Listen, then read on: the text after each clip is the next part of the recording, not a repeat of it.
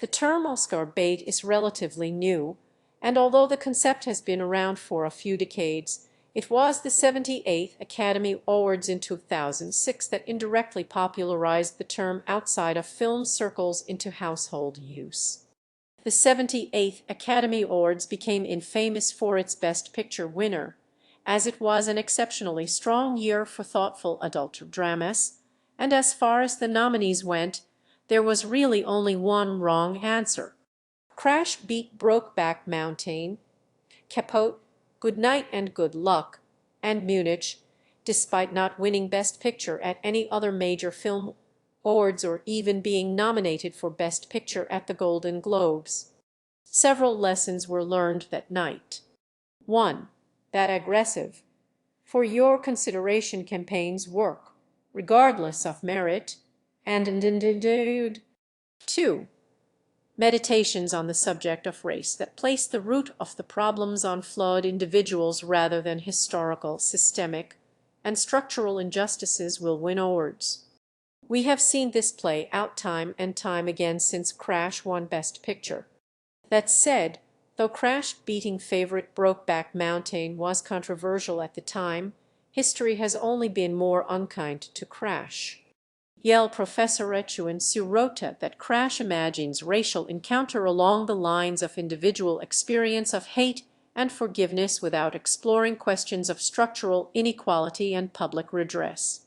In 2009, writer and cultural critic Ta-Nehisi Coates called it the worst movie of the decade, stating instead, "You have arguments and propaganda violently bumping into each other, impressed with their own quirkiness, and calling it the apotheosis of a kind of unthinking, incurious, nihilistic multiculturalism."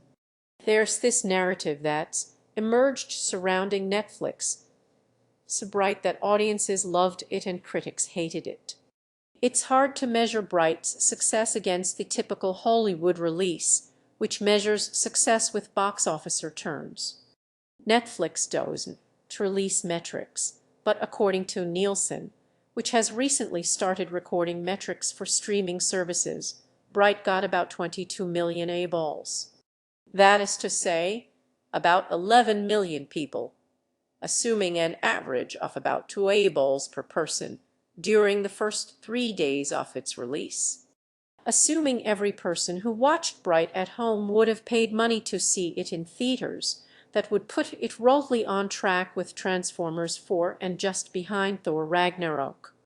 Very respectable, especially for a non-franchise film, but this again assumes that everyone who watched Bright in those 3 days in the comfort of their own homes would have gone outside into the world and watched it in theaters.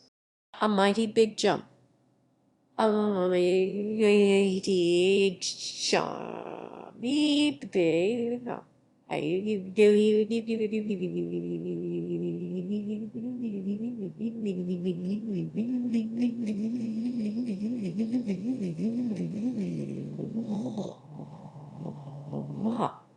The sub-narrative to this is the conspiracy narrative, which is stupid but has become part of the discussion and must therefore be addressed.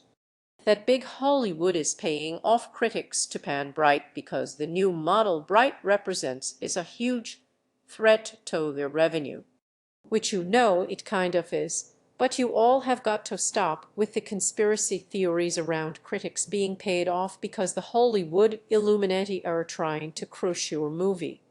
There is plenty to dislike about Bright. Fairy lives don't matter today.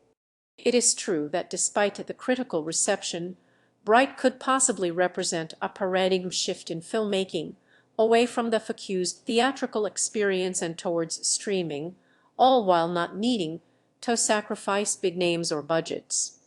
Netflix took a lot of risks with Bright, and even if this project wasn't the greatest triumph, it will be interesting to see where they take other projects in the future. Although I do question their decision not to hire a screenwriter for Bright and to go ahead with the project completely screenwriter-less, I don't know. They already ordered a sequel from Trigger Warning Entertainment. Maybe this time they'll hire the screen rhyme, boy, right, to do well, right, to do well, where, will you well. Korean video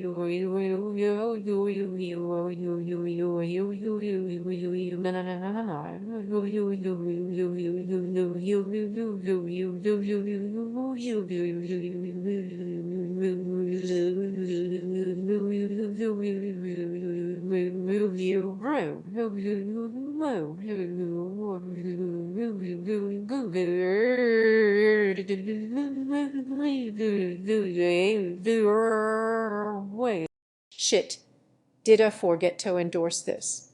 Anyway, if this is your trash, I'm not trying to judge. I have seen Showgirls dozens of times, and I just released a video defending Twilight.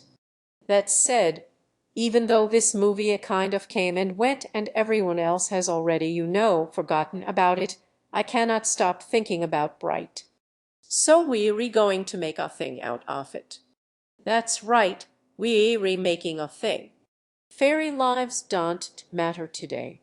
So, to start, I am going to simply, factually recount the events of the film without commentary, questions, or asides. All right. All right. Credits roll with a variety of shots of an alternate reality Los Angeles, mostly consisting of orc graffiti mentioning a Dark Lord and orc antipathy towards the police. The story proper opens with street cop Ward, played by Will Smith, getting shot by an orc robbing a bodega while his partner Jacoby, also an orc, buys him a burrito.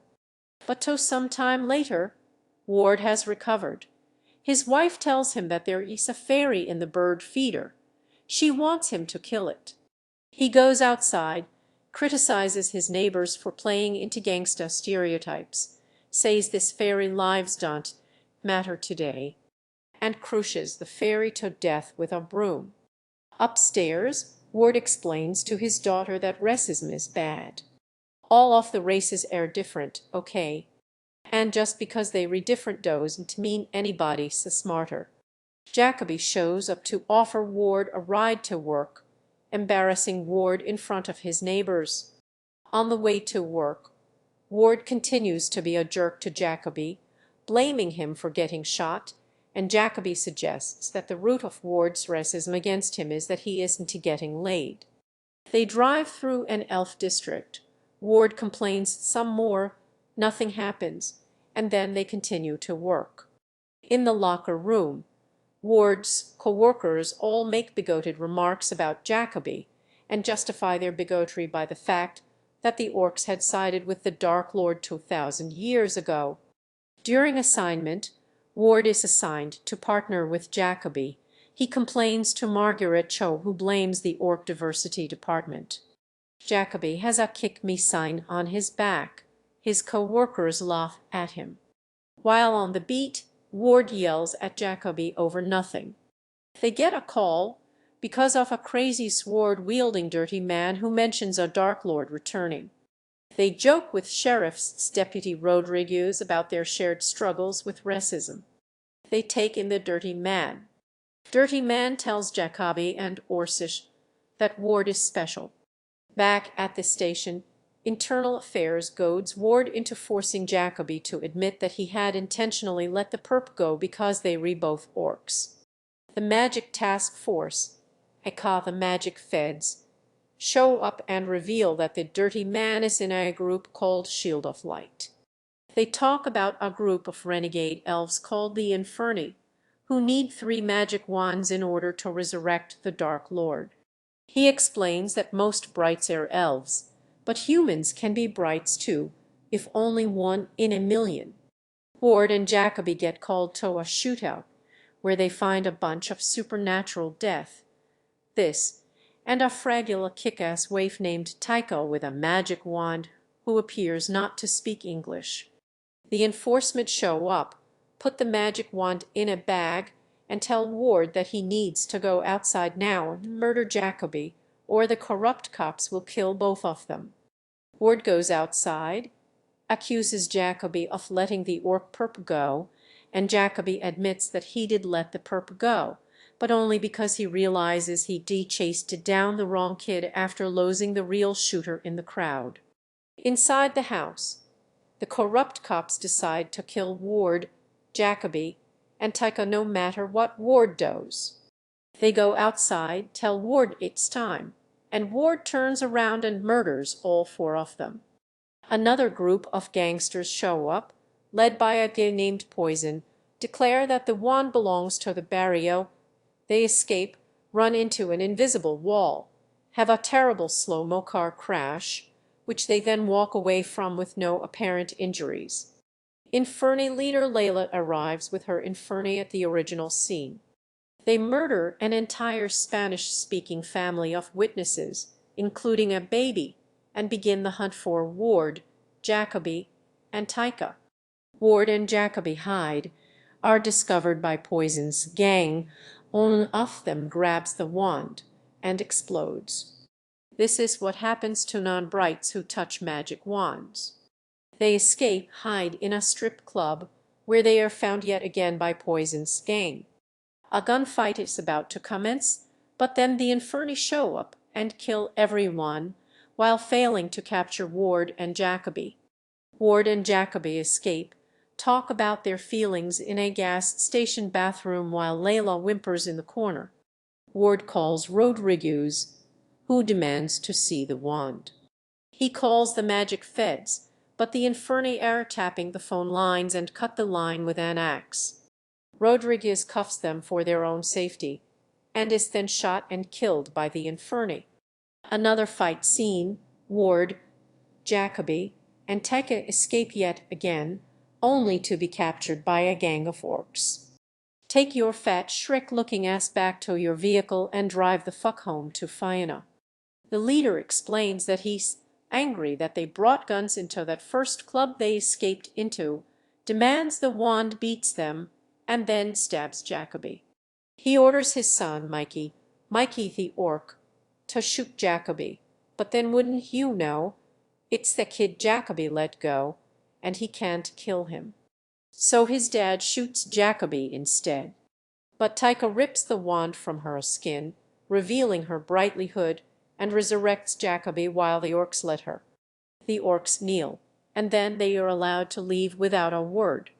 Ward chastises Tycho for not letting them know she is a bright, or that she can speak English. She tells them that the Inferni plan to restore the Dark Lord to power, using the wand has crippled her. She's dying, and Jacoby, grateful for her saving his life, convinces Ward to take her back to the house where they found her. The Inferni are waiting for them. Another fight scene. Jacoby shoots Layla. Ward brings Tycho to the pool of healing. Layla somehow survives her shooting, hangs Jacoby. This happens. Jacoby shoots the wand out of Layla's hand, but runs out of ammo. Ward grabs the wand. Surprise, surprise. He is a bright. Jacoby tells him the magic word, and he defeats Layla. Jacoby tries to get them outside the burning house. When he realizes Ward didn't follow him, he goes back into the burning building and rescues him. The orcs that were going to kill them earlier respect him now. After all that, Ward says this, they explain their side of the story to the magic feds in the hospital. The magic feds take the wand. At the memorial for Rodriguez and the 4 cops Ward murdered, they see Tekea in the crowd, A fairy flees at the camera. The end. So this is not a book of Henry's situation. This is not a concept so squarely that only a complete change of genre would have salvaged it. Obviously there were huge problems with the screenplay, but nothing that a couple of rewrites could but fixed. In the broadest of strokes, there's nothing fundamentally wrong with the premise or the story itself. A fantasy setting that resembles our modern universe, with the central characters as two cops of different fantasy races that don't like each other, but have to learn to work together when they come into possession of what is effectively a weapon of mass destruction. You could just as easily imagine the two cops as Legolas and Gimli, and that could make for a fun, unique romp. And it's also not like the elements weren't in place to make it work, specifically with the two mains. Smith and Edgerton actually have great chemistry. No holes. Oh, only the ones that I was born with. How were your holes? The fuck can you make a shootout awkward? Ward is a garden variety jerk who disrespects Jacoby, who happens to be an awkward dork. I thought it'd be nice to get me a ride on your first date. But through shared hardship, they learn to value each other. A modern take on a traditional fantasy trope. Who thought I'd daddy fighting side by side with an elf? What about side by side with a friend? This dynamic doesn't live up to its potential because of the poor plotting and character development. Again, why didn't hire a screenwriter? Weird. But you can see the intent there in a lot of their interactions. I used to be like you, thinking save everybody and fix everything. Now we just pretend to be a good dude. The glut of action scenes is a problem because much of these fight scenes with the Inferno don't advance anything. Several times they are in danger, escape, expose it some while Lulu cowers, more danger, they escape, repeat. They gain nothing, lose nothing, and learn nothing for nearly an hour of the film's runtime, until Tika saves Jacoby using the wand. This should have been the midpoint of the film, not the end of Act 2 as it isn't the final product. And the second half of Act 2 should have been built around these three building a dynamic and learning to trust each other and care about each other, giving us, the audience, the chance to care about her before she starts dying, and about Jacoby and Ward. It's dynamic. If Tika were to begin trusting Ward and Jacoby during the midpoint, they could have developed a rapport, and rather than her overextending herself with the wand being potentially fatal, a plot point which makes no sense because this doesn't happen to any other wand users, maybe have her be fatally injured in some other way later, and then, the audience having now built up some emotional investment in these characters, Ward and Jacoby spend the third act trying to save her, cue the climax, the end. My point is, it wouldn't have been that hard to bring this up to the level of, okay, a lot of the world building is clumsily explained by characters that have nothing to do with the narrative, like this guy. You ever notice how most brides are elves, and elves run the world? Coincidence? Yeah, we never see him again after this scene. And organic world building that isn't exposition word dumped from characters that are relevant to the plot comes at the cost of unnecessarily long action scenes that take up so much of the film's runtime. But this movie is gritty. See, it needs to reflect harsh truths about racism in lie. You know, like Crash did. Look at all that urban gangsta flavor. A major symptom of these structure problems comes in the form of the poor execution of setup and payoff. The trip to Elftown at the beginning is a setup that never pays off. They go to Elftown. Elftown is set up. It is a huge pointed setup. Ain't nothing over here but rich-ass elves just running the world and shopping. Not only do they never go back to Elftown again, Elftown isn't even mentioned. Also, they couldn't find a better name for it than Elftown. Like Beverly Hills isn't called Wealthtown. To call well, several those they hell all they right tell tis tan told her tell tell you hey how is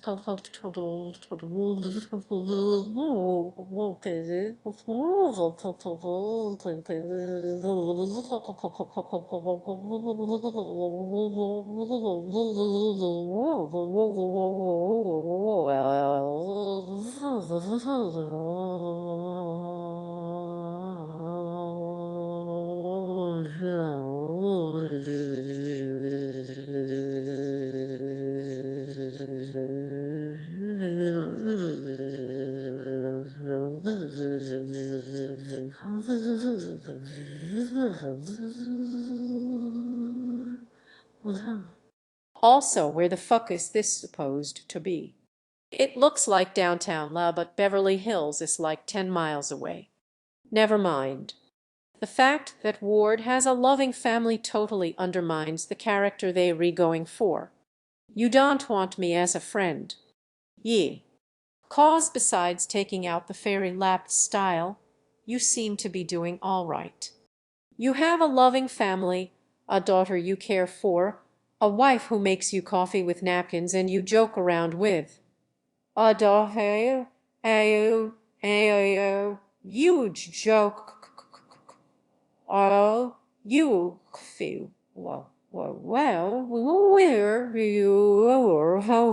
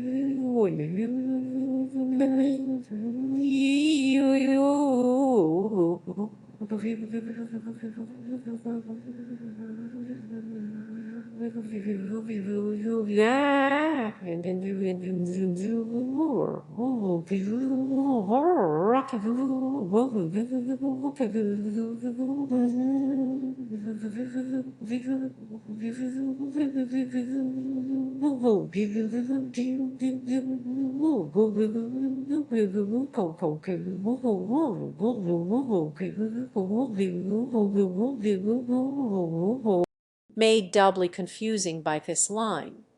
Physical love, a relic from an earlier draft of the script where Ward was estranged from his wife. But if they were going to give Ward a nice wife and give them a happy relationship, then they probably should have cut this exchange. And the setup of the family pays off not at all. All it does is undermine the Betis Loner thing they were trying to go for with Ward. It is a weak incentive for him to maybe betray Jacoby, maybe for a little bit. But really, why does he even have a wife and daughter? They get the family out of danger immediately, and then the family only comes back at the very end. If you want to play up this I'm a bad dude with no friends angle, don't to give him a family. These are wasted story elements in a story with already way too much clumsy, inorganic world building. Poison's gang, for instance. They are never mentioned again after the titty bar shootout. We gonna titty bar gunfight D. Which wouldn't to be so bad if there had been some growth or development during the previous 3 shootouts with Poison's gang, but there isn't. All we get is that this is what happens when a non-bright touches a wand, a thing that we already knew, and the orcs getting mad at the trio as justification to capture them and shoot Jacoby later, a plot point which is really weak.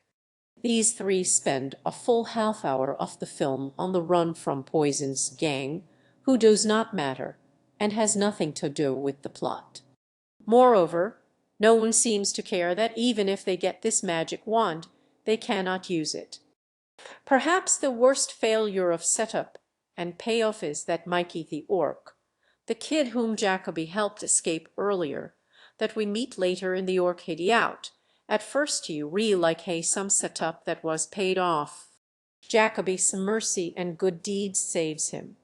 But then Mikey's dad shoots Jacoby anyway, and Taika has to use the wand to resurrect him. So this setup, the fact that Jacoby showed Mikey mercy, is of no consequence. There is no meaningful outcome to Jacoby showing this kid mercy. He gets shot either way. Bad setup and payoff. And once again, in the earlier draft of the script, Mikey the orc actually did spare Jacoby. But in the David Ayer rewrite, it was decided that apparently that wasn't dramatic enough. And as in the example with the estranged wife, they kept the setup where the payoff no longer makes sense. I started with the focus on structure, because flawed though it is, the story is there and this could have easily been fixed in the screenplay stage. This could have worked. But really, the devil is in the details. A major part of film editing is just as much deciding what to cut out as what to keep in. Elements in a story need narrative utility. Let's examine a scene. Ward kills the fairy. What narrative purpose does this serve? Fairies in this universe appear to be pests. Which is fine, but either way, Ward's solution is cruel and inhumane.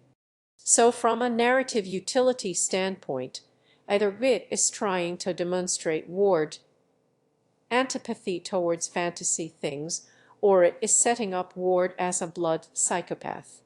Here's why neither of these things work. 1. In universe, magic is seen as separate from all things normal. That's whatever you want. The magic wand is magic, but that doesn't mean that orcs, elves, humans, or fairies are. They just exist in this universe and they share it. Therefore, humans aren't necessarily separate from it. They are just another race in this world, like they are in the Lord of the Rings. So using this as setup as Ward magic hater doesn't work because the fairy is just another non-magical element in this universe. Number 2, is it setting up Ward as a blood psychopath? Well, he's kind of a jerk, but he is exceptionally cruel after this scene. But his exceptional cruel as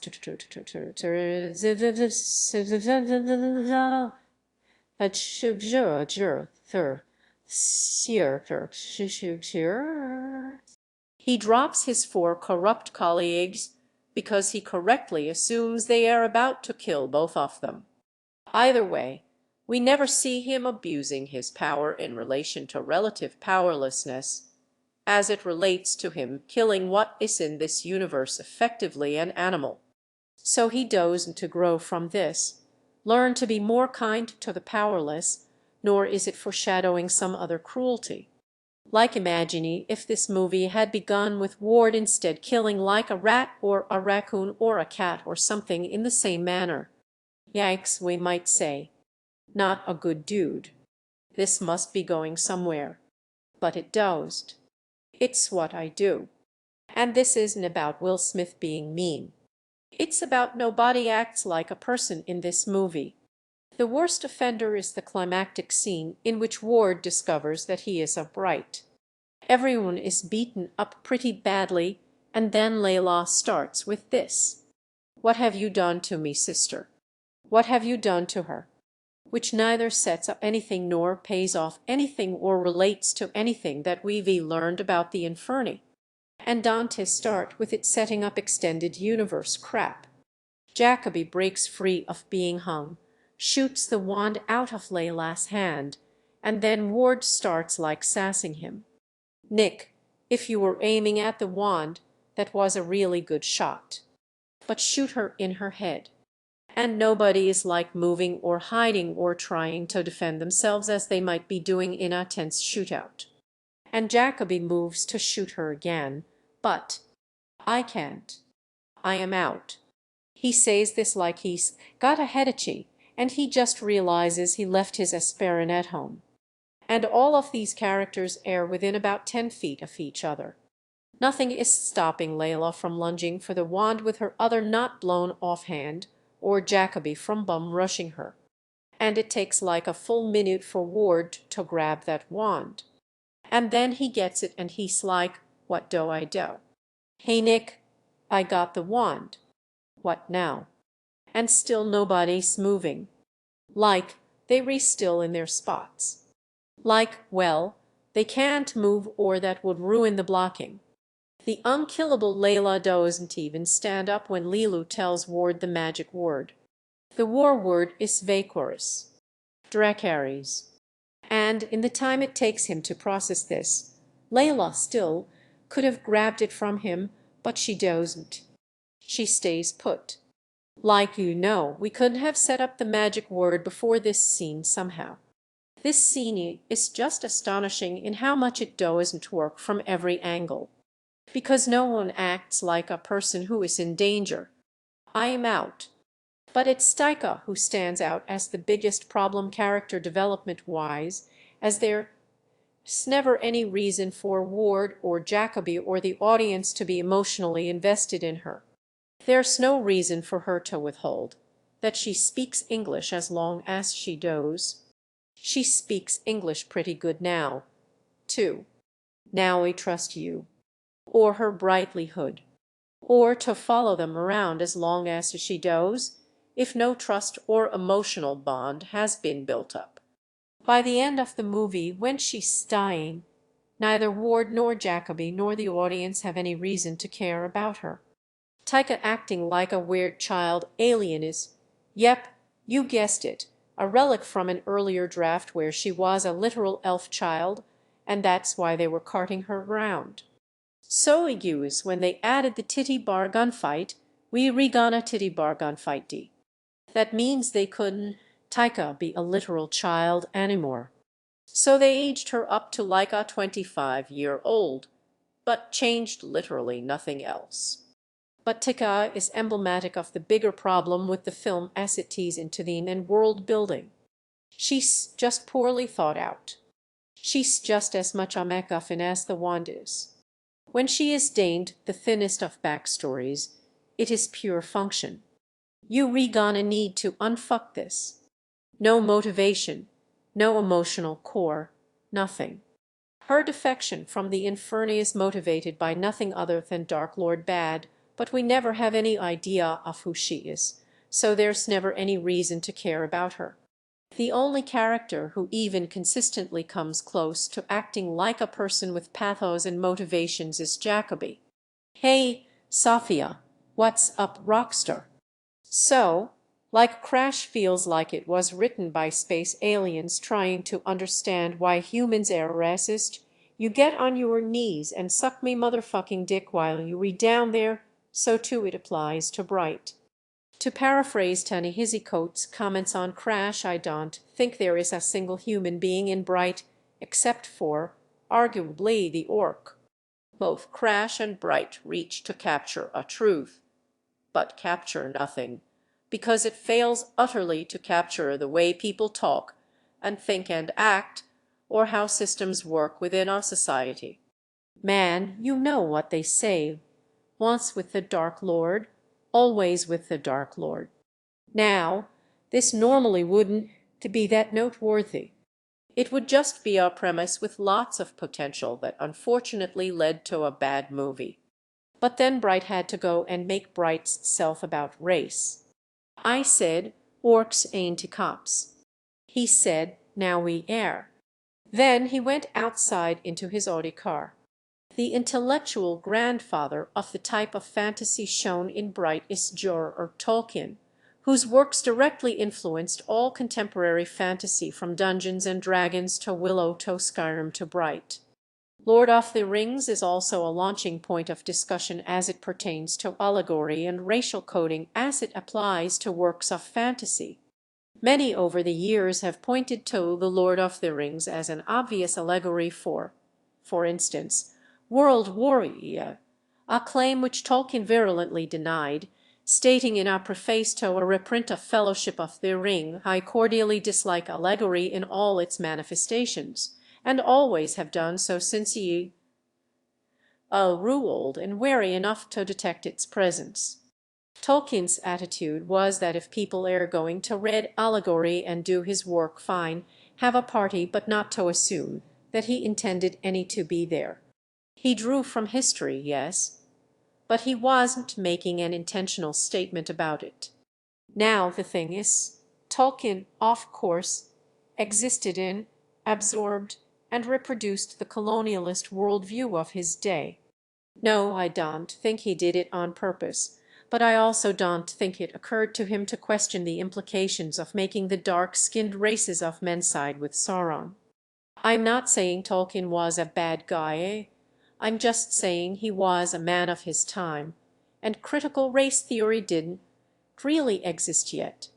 However, it is also important to differentiate between allegory, story elements that are meant to have a one-to-one correlation with something outside of the story, for instance, Aslan in the Narnia books as Christ allegory, or Animal Farm as allegory for totalitarian communism, and of course Their Smother, which is the rare modern movie that is just all allegory. I gave you everything. Allegory is not the same as coding. Why don't you get a haircut with your bitch ass? Which lifts elements from the real world to provide a shortened message based on the presumed worldview of the audience, i.e., the aliens in Avatar being coded as indigenous as shorthand for them being more pure and in touch with nature.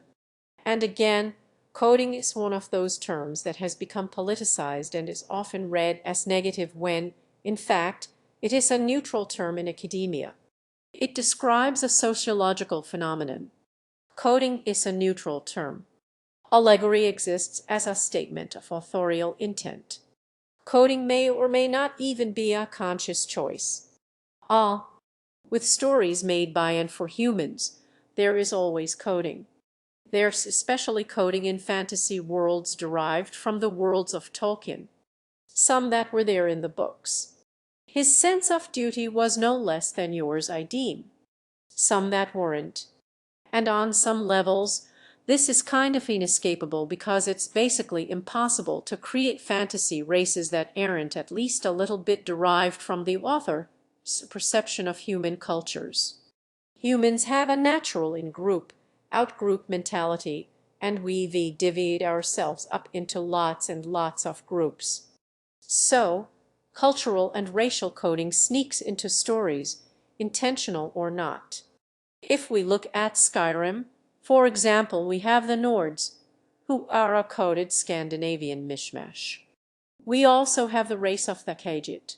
Here we have a race of nomadic cat people with these accents. Much snow in Skyrim. Enough snow. I does not want any more. They also make very good thieves. They like their skooma. Yeah, they re-romani. They re-romani. They recat romani. We get it. You with one of the trade caravans, Khajiit. Your kind always seems to find trouble. And then, of course, there are orcs. Written variations on orcs have been around in English folklore as far back as Beowulf.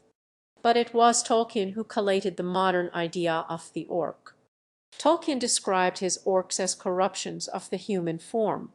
Squat, broad, flat-nosed, sallow-skinned, with wide mouths and slant eyes. In fact, degraded and repulsive versions of the, to Europeans, least lovely Mongol types. Nice. The works of Tolkien influenced Dungeons and Dragons, which influenced Warhammer, which influenced World of Warcraft, which influenced the Elder Scrolls games, which influenced Bright. Orcs in all of these absorb coding from ethnic groups from across the world, from ancient Celts to Scots to the Zulu, and, of course, the least lovely Mongol types. So while some fantasy fans want to suggest that fantasy races sprung fully formed from the forehead of Zeus with no real-world influences, Bright completely off the mark by applying racial coding to its orcs. And in a perverse way, there is something cogent about Bright putting its orcs in chains and sports jerseys and do-rags and wearing baseball caps with the name of their gang lovingly embroidered on the front just like real gangs do. Aha! According to Tolkien, I think that many confuse applicability with allegory, but the one resides in the freedom of the reader, and the other in the proposed domination of the author. In other words, for something to be considered allegorical, there needs to be authorial intent. And authors can't really help it if people read into their work something that they did not intend. But coding does not require authorial intent. Coding is often careless or unintentional, born from reappropriating tropes without delving into the history of why they were even there in the first place. Missy called John Biggs. Missy, your humble servant. Coding in Bright is way too on the nose to be ignorant, but it certainly raises questions. Can racial coding in science fiction and fantasy used to make some one-to-one allegory about interracial relationships ever actually work? One observation that's kind of flown under the radar is the comparison of Bright to the almost identical 1988 film Alien Nation, which has a very similar premise right down to the first alien cop in the lab, played by Mandy Patinkin, and the aliens as thinly veiled allegories for Black and Hispanic communities in lie. Why do we have to take them? Why can't they go to Russia or someplace like that? A list of newcomer informants is about as long as a list of Mexican war heroes. Hey, come on. Nobody talks to nobody down there. And half of them don't even speak English. That movie also sucks. But Alien Nation has one crucial difference, as does District 9. The aliens are relative newcomers to this universe, and therefore they don't conflict with the rest of history as we, the audience, knows it.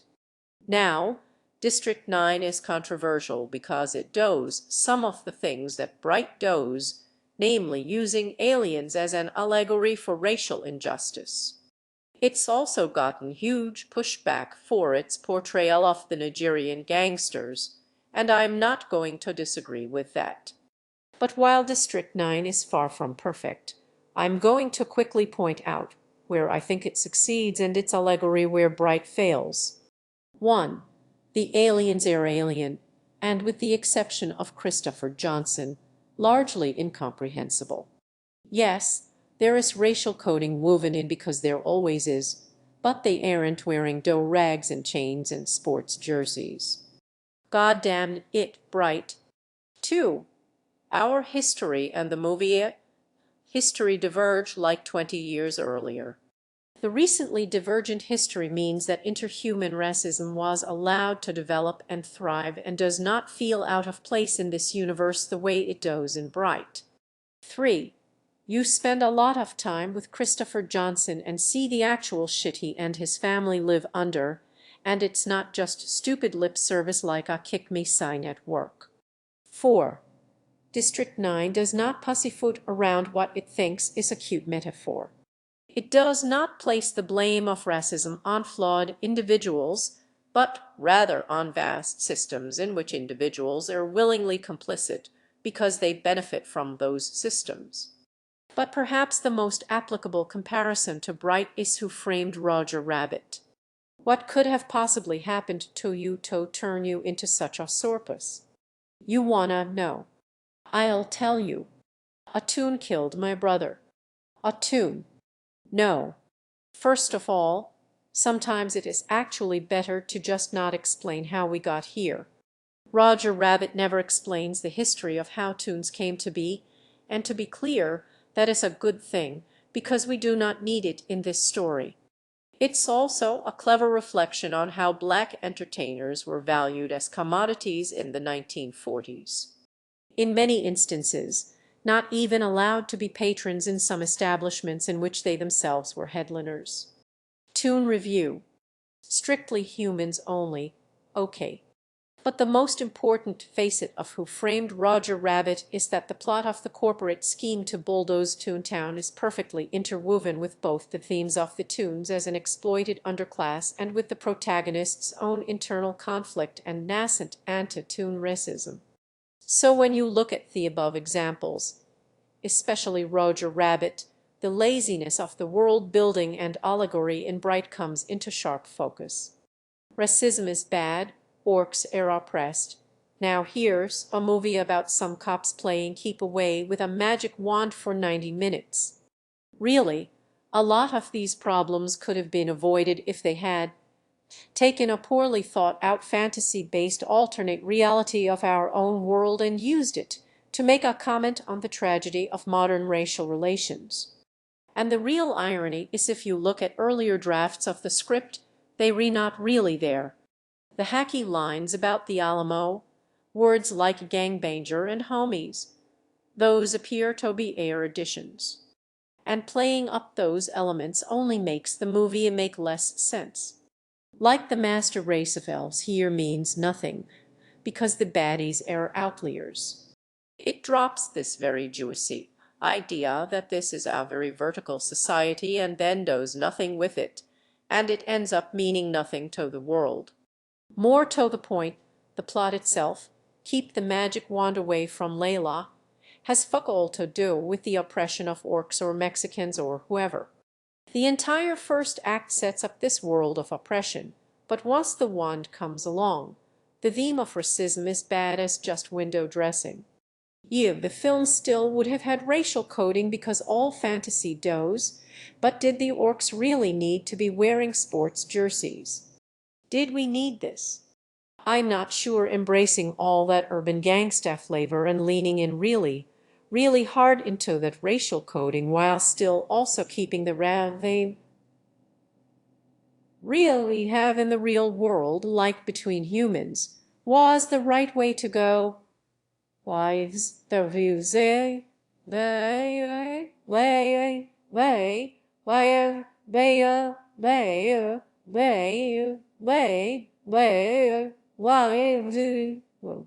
we believe it to you, though,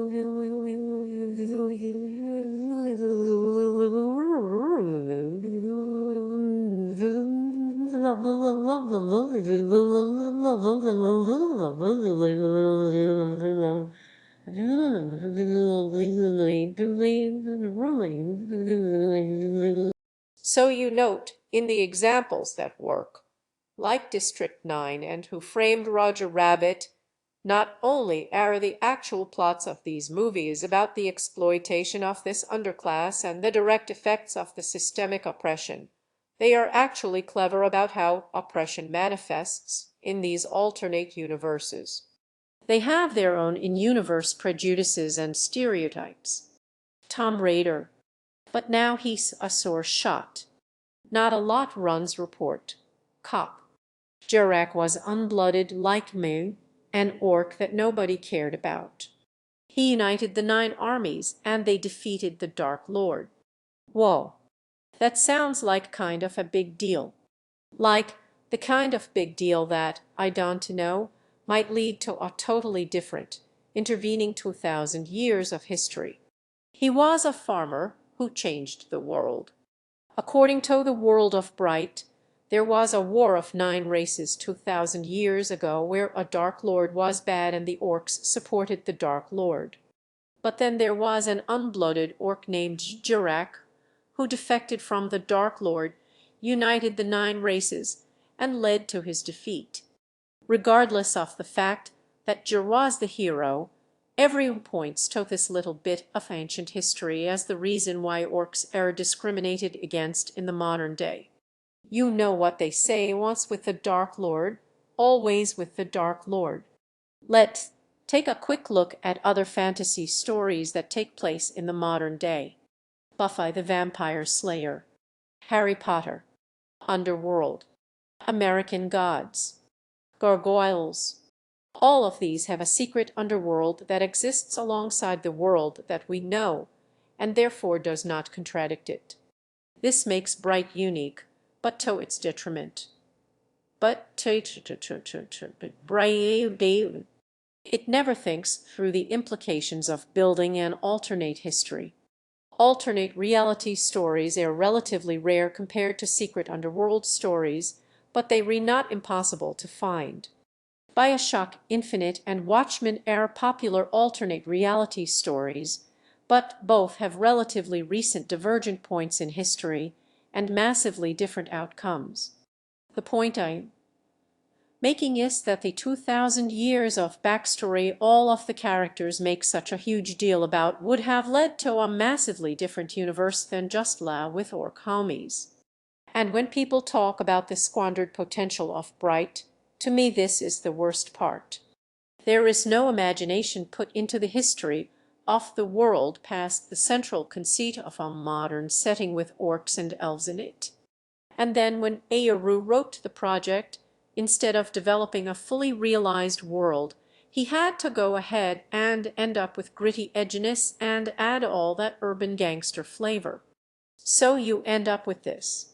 Fairy lives don't matter today. So I'm going to ignore how tone deaf that references and just stick with the inherent implication of the line. Either Black Lives Matter exists in the universe, and Ward is referencing it, or this is for the benefit of the audience and means to telegraph that this is a movie about race. Or it's just a bad ad-lib and Ayer didn't think through the implication of keeping it in. Ahem. Here's a list of things that exist in the Bright universe. The Crips. Let's crip walk your asses on back to the barbecue. Shrek. To take your fat, Shrek-looking ass. The Alamo. Hey, don't look at me, man. Mexicans still get shit for the fucking Alamo. Los Angeles. Dragons over Los Angeles. Fairy lives don't matter today. Well, we gonna go through that point by point. I am sorry. I had to. Bright made me do it. This fucking movie. Number 1. The Crips. Let's crip walk your asses on back to the barbecue. The history of the Crips stems from a variety of factors, namely segregationist housing policies leading up to World War I and the FBI's systemic eradication of the original Black Panther Party in the late 1960s, leaving a power vacuum in South Central LA and a lot of 17-year-olds with guns. These segregationist housing policies arose not long after Jim Crow forced many Black Southerners to immigrate to the West Coast in the early 20th century, which directly results from the diaspora after the Civil War, which was fought over slavery. Ergo, it follows that the Atlantic slave trade existed in the Bright universe. Number 2. Shriek exists. To take your fat, Shrek-looking ass back to your vehicle and drive the fuck home to Fiona.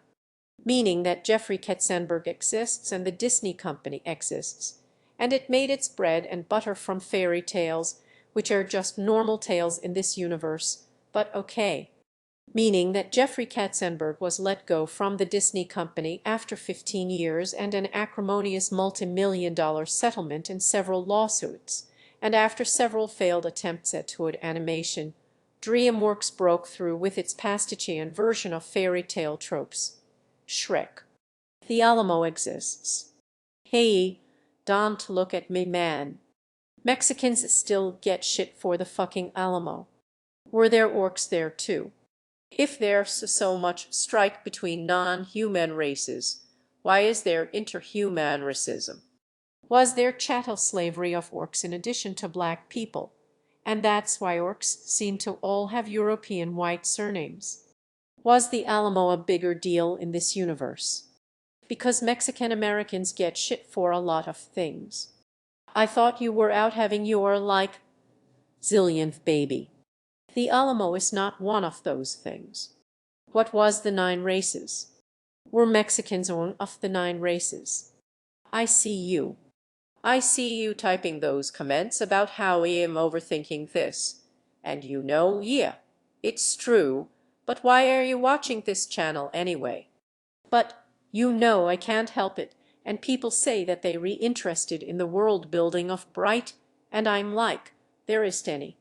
It's just Star World with some fantasy stuff slapped on top. Los Angeles exists, meaning a Franciscan mission settlement was built in the 18th century, meaning the Catholic Church maintained its dominion over Spain, meaning the War of 9 Races, a thing that is so big a deal that in 2,000 years after the fact, it warrants graffiti, was not such a big deal that Emperor Constantine couldn't make Christianity the official religion of the Roman Empire in the 4th century adds. You cannot include elements from our real world without importing the history that comes with them. I mean, you can. It's just, it's lazy and it sucks. This is why modern sci-fi and fantasy with alternate histories are so rare, and the ones you do see, like The Man in the High Castle and BioShock Infinite, have relatively recent divergent points in history. Sure, you could give us an alternate fantasy past that resulted in a similar present with cars and stuff, but the histories can't be the same. LA wouldn't exist. Shrek would. The crypts wouldn't exist. It doesn't make sense for there to be racism against Mexicans or black people if we so bigoted against orcs. Everywhere I go, live orcs always gotta be the bad guys. And elves. So instead of an organic world where the history is woven in, it's just our world with fantasy elements slapped on top, like magnets on a fridge. I know building an alternate history and weaving it in would have been difficult. So they just didn't, and it's just lazy and it sucks. We will not be listening to no Orsish music. The whole root of this entire monstrosity of a video, of me complaining about Bright for 45 minutes, which you have now sat through, good for you, thanks for that, is because I could not stop thinking about this one line from Sheriff's Deputy Rodriguez. No, Rodriguez, they don't. And it's played as a joke, like we the audience are supposed to get and understand it. Like, yes, ha ha ha, we do give Mexicans shit for the Alamo. I personally told my neighbor George to remember it just the other day. But it reveals both the ignorance and the incuriosity of the filmmakers. It understands that movies about racism win awards, but has no curiosity to its causes or its roots.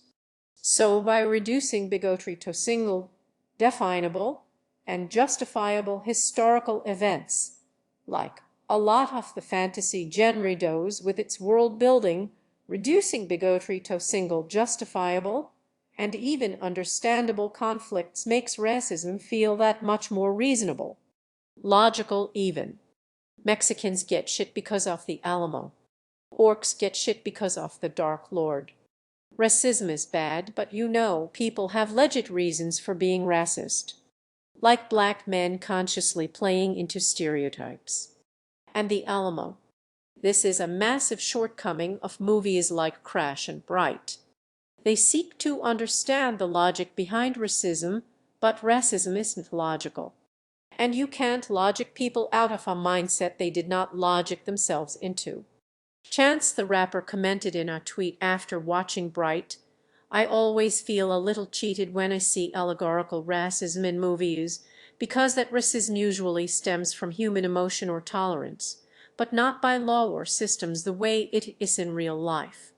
The world of this movie reaches for edgy and topical, but is just lazy and careless. All it wants is to import the facade of urban gangsta flavor. And the language of bigotry in these movies is so cartoonish that no one would see it in themselves. Dwarfs have mad hops. This is a popular go-to when trying to capture the language of casual racism in movies. The focus on historical events. The army of 9 races fought shoulder to shoulder to give you the world you neglect. The focus on affirmative action. And what happens if they hire more of them? I can't look at you without thinking about the 5 or 6 more qualified white men who didn't get your job. What the fuck about my demeanor gives you the impression that I want to be a target on that department's work diversity radar. Yes, white bitterness about affirmative action and corporate diversity initiatives is certainly a thing. But this captures that bitterness poorly, because if you use the actual language of casual racism you run the risk of offending casual racists, which is a huge demographic. Tonight's the trifecta. Is that your cousin? Full moon. Friday night. Summer heat wave. So you use the language of cartoon casual racism. Never have to run the risk of making the audience question whether they are seeing themselves in the bad guys. How many orcs play pro basketball? None. They re-slow. They re-heavy. That's why half then fall down defensive lines are orcish. It's not racism. It's physics. Reduce the outcome of racism to a kick-me sign and justify racism and bigotry by pointing to historical events where entire ethnic groups made and whoopsie-daisy. Hey, don't look at me. Man, Mexicans still get shit for the fucking Alamo. For the still the fucking allocate. Fantasy world building is always going to be a reflection of the author's experiences, and you will have blind spots or biases that will manifest themselves in the work. The problem isn't just that this world is too close to our own, so inevitably you can't help but impose our world logic onto it. It isn't just that being on the nose with your race allegory might raid as tone deaf. Fairy lives don't matter today. And it isn't just that fairy lives don't. Fairy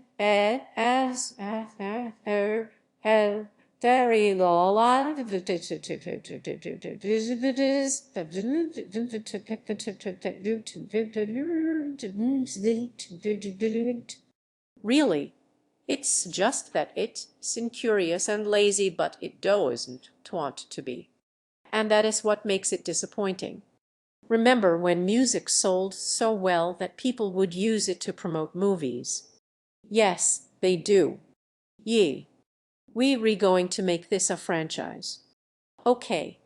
We re going to have a knockoff animated t.